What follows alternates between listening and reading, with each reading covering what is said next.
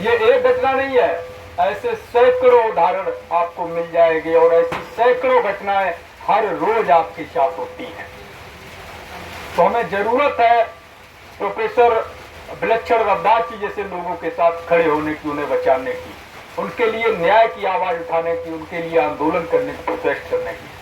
ये आपको जानना चाहिए कि कहां और कैसे हमारे साथ षड्यंत्र होता है।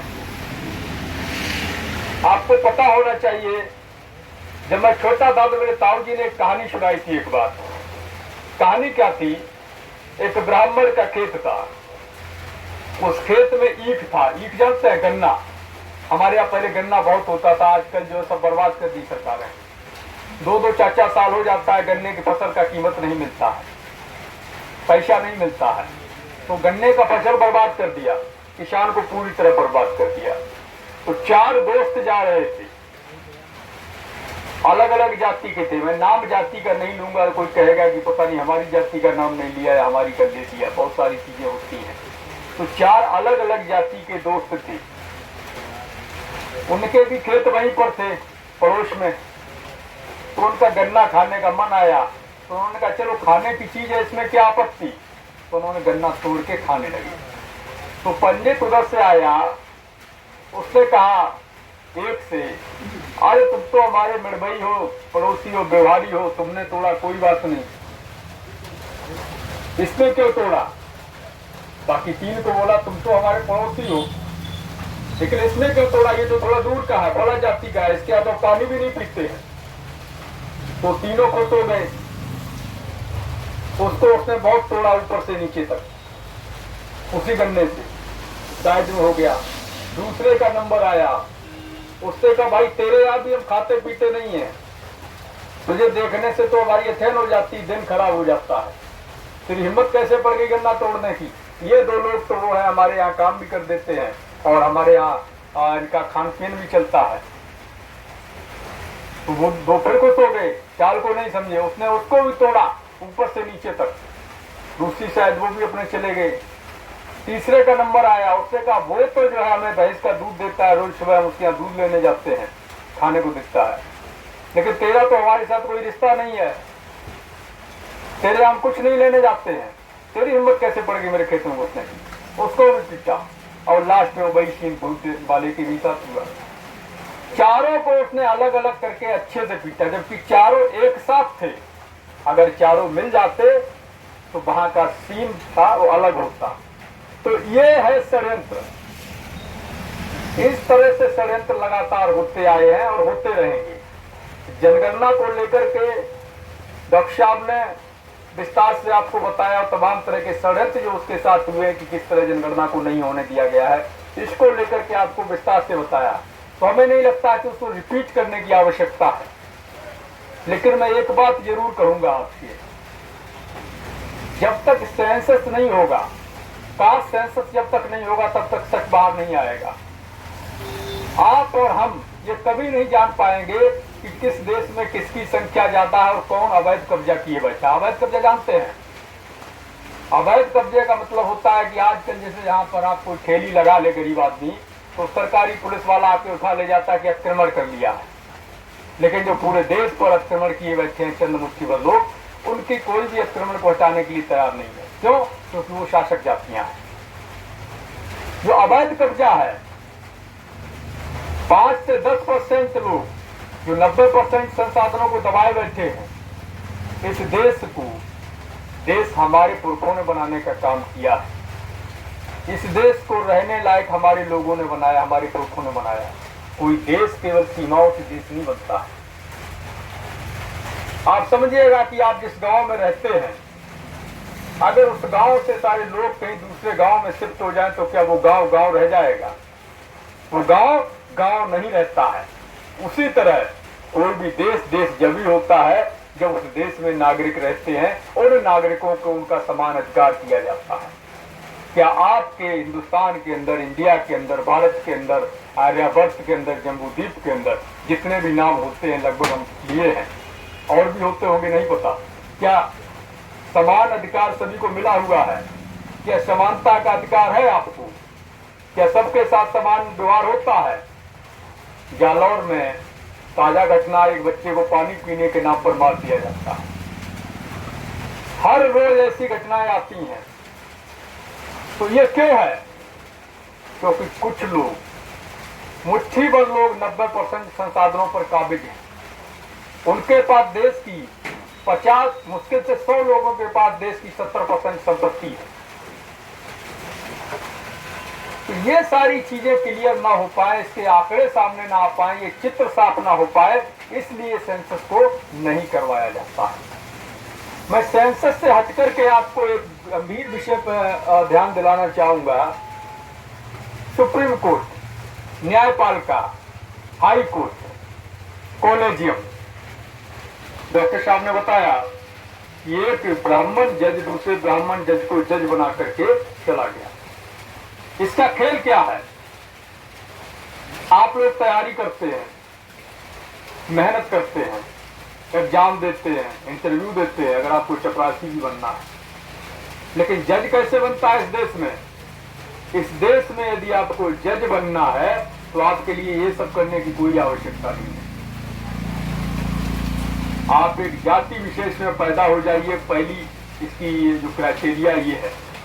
दूसरा इसका क्राइटेरिया जो है वो ये है कि आप किसी जज के घर या उसके रिश्तेदारी में पैदा हो जाइए।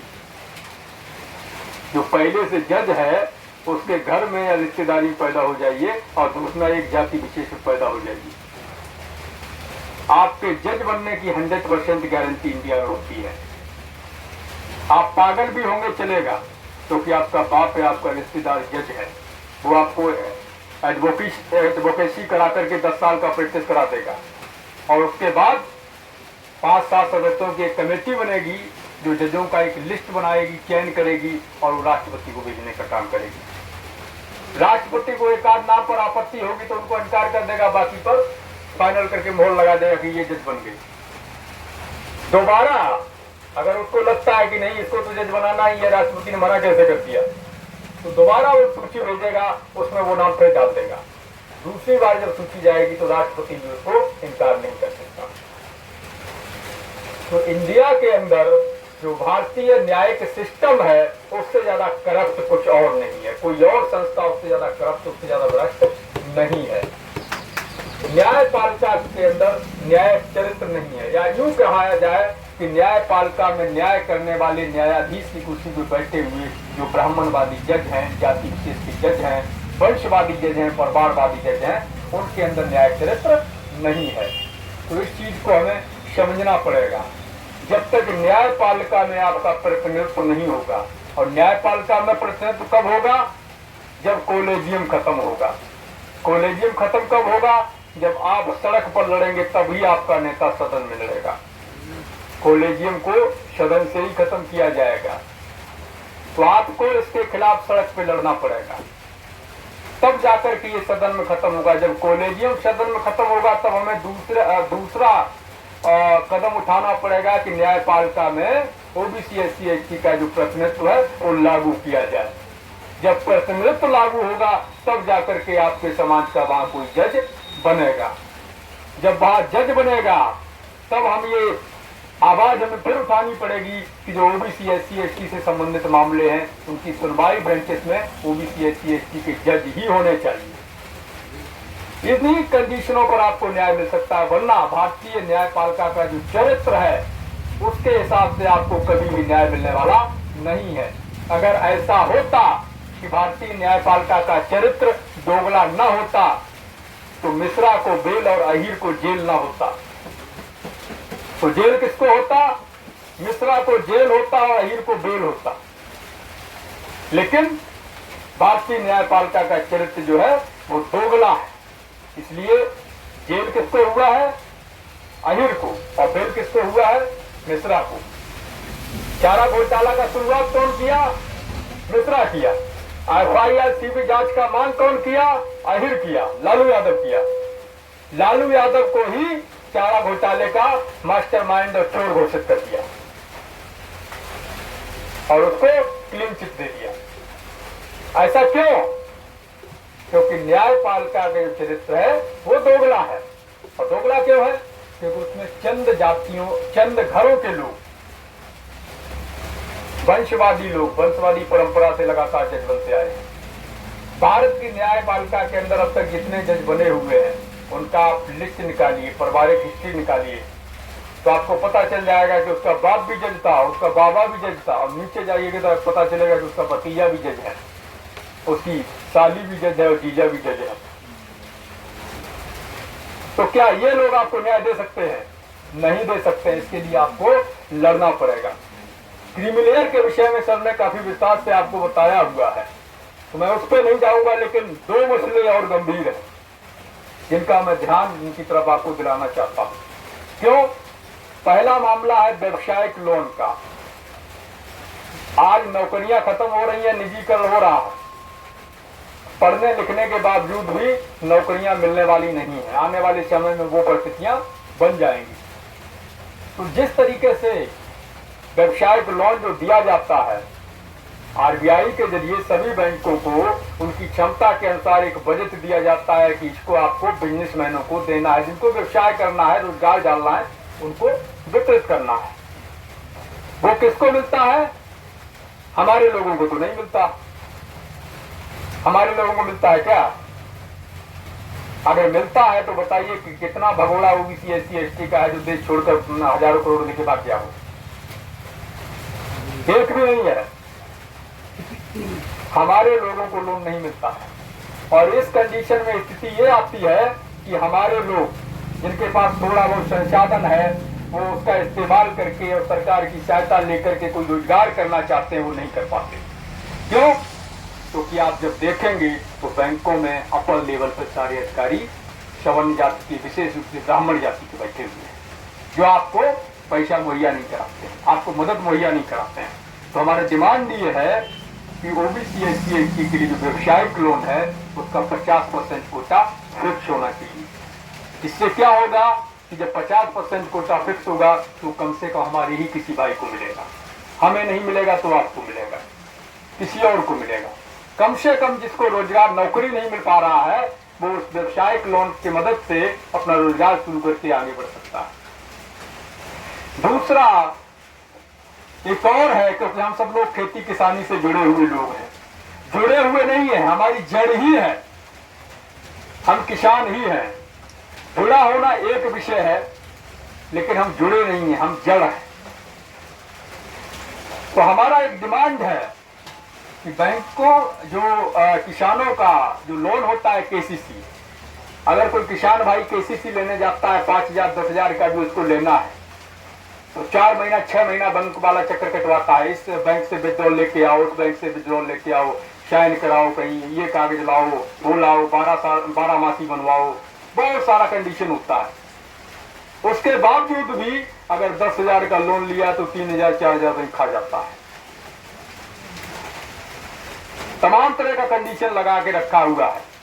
चप्पल घिस जाता है पैर का, पर लोन नहीं मिलता, और मिलता भी है तो इतना कम मिलता है कि उसको जो है कुछ उसका लाभ होता ही नहीं है लोन का जिसके लिए लिया हुआ है।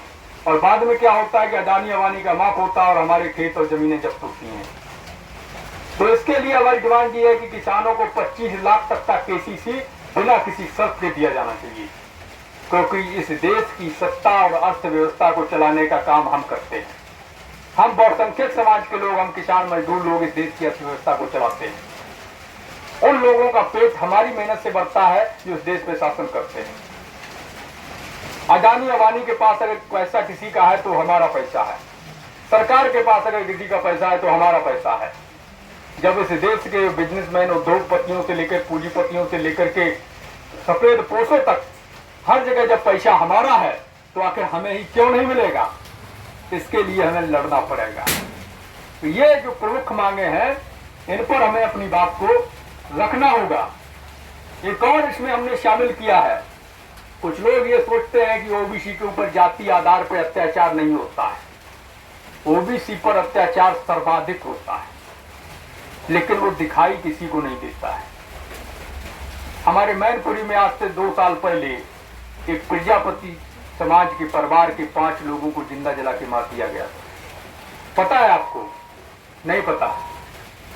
पता है आपको मनीष जी? नहीं पता है। क्यों नहीं पता? जानते हैं? क्योंकि वो ओबीसी से आते थे। किसी के 5 नहीं 5000 लोगों को भी अगर जिंदा जला के मार दिया जाए तो आपको पता नहीं चलेगा। क्यों? क्योंकि आप लोग जागरूक हैं, आपको कोई फर्क नहीं पड़ता। फर्क पड़ना चाहिए। आज उसका नंबर है, कल आपका नंबर आएगा।